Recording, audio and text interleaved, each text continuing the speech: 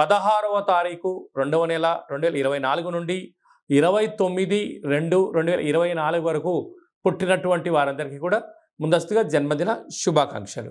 గతంలో వివాహం చేసుకున్న వారికి వివాహ వార్షికోత్సవ శుభాకాంక్షలు. ద్వాదశ రాశుల్లో గ్రహ గమనాన్ని ఒకసారి వీక్షింపచేద్దాం. తులారాశి వారు రథసప్తమి సందర్భంగా సూర్య భగవానుడి యొక్క ఆశీస్సులు ఎలా పొందాలో ఈ వీడియోలో సవివరంగా సంపూర్ణంగా తెలుసుకుందాం. తులారాశిలో ఏ నక్షత్రాలు వస్తాయిగా?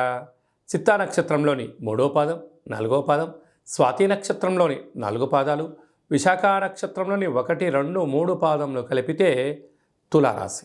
తులారాశి యొక్క అధిపతి శుక్ర భగవానుడు.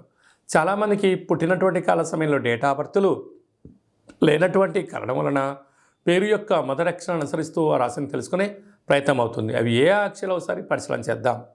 రా, రి, శ్రీ, రు, రే, రో, తా, తి, తు, తే, తో అక్షరాల వారందరూ కూడా తులారాశి జాతకులే.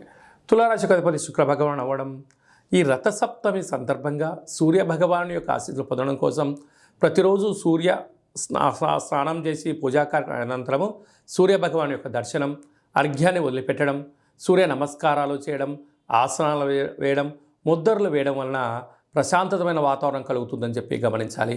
నవగ్రహాల్లో సూర్య భగవాన్ని తెలుపు మరియు ఎర్రటి పుష్పాలతో మీరు అర్చన చేయడం వలన మనశ్శాంతి, గృహస్థాశ్రమ జీవితంలో ఎలాంటి ఆటంకాలు ఉండవని చెప్పి గమనించగలగాలి.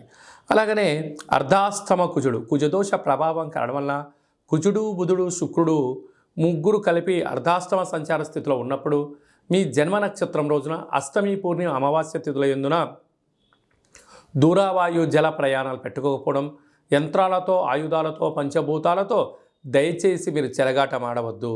సంతాన స్థానంలో రవి చేత శని ఏడాది తర్వాత సంచారం చేయడం వలన పిల్లలని నదుల వైపు, నీటి వైపు, అగ్ని వైపు పంపించకుండా ప్రయత్నం చేయండి. కొద్దిపాటి ప్రమాదాలు పొంచి ఉన్నాయి కనుక ఏదన్నా తెలిస్తే చేయండి. విలువైనటువంటి వస్తువులు కానీ, బంగారు ఆభరణాలు కానీ, చెక్కుల విషయంలో పిల్లలకిచ్చి అజాగ్రత్త కావద్దు అని చెప్పి జ్యోతిర్విజ్ఞం తెలియచేస్తుంది. 6వ స్థానంలో రాహు సంచార స్థితి ఉండడం వలన అన్నింటా విజయానికి ఆలోచనలు వస్తున్నాయి, జాగ్రత్తగా వాడుకోండి. సప్తమంలో గురు సంచార స్థితి ఉండడం వలన నూతనమైన వివాహ ప్రయత్నాలు, గృహ ప్రయత్నాలు, విదేశీయాన ప్రయత్నాలు యోగదాయకం అని చెప్పి గమనించాలి. వ్యయంలో కేతు సంచార స్థితి ఉండడం వలన స్వల్పమైనటువంటి గృహ మార్పు, ఉద్యోగ మార్పులలో ఒత్తిడికి గురయ్యే పరిస్థితి ఉంటుంది. మౌనంగా ఉండండి. సాఫ్ట్వేర్, హార్డ్వేర్, యానిమేషన్స్, క్రియేటివిటీ రంగాలు, వస్త్ర వ్యాపారాలు, బంగారు వ్యాపారస్తులకు ఇది చాలా మంచి కాలము అని చెప్పి గమనించాలి.